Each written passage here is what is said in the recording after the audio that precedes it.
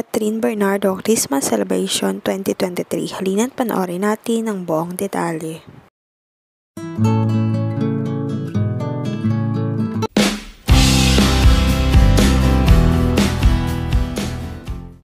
Spotted nga na nag-e-enjoy si Catherine Bernardo kasama ang kanyang pamilya. Di man public ngayon ang pagse-celebrate ni Catherine, ay nakakatuwa pa ring makita siyang masaya kahit hiwalay na sila ni Daniel. Halina't panoorin natin ang video kung saan nagbabanding sila ng kanyang pamangkin at pamilya.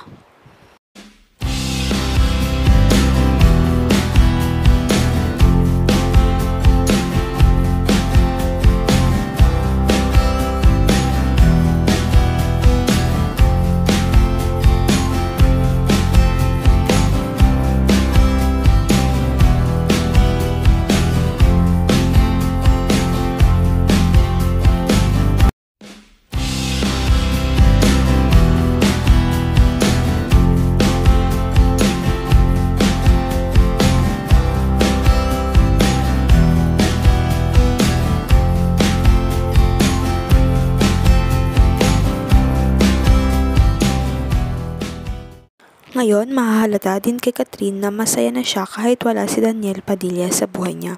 Di pa nga kumpirmado kung ano ang totoong dahilan ng hiwalayan ni Daniel.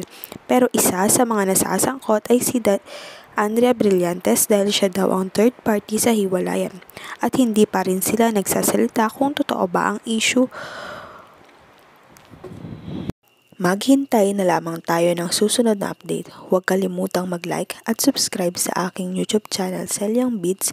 Baka kayo ang isa sa manalo ng 500 pesos sa December 25. Maraming salamat po.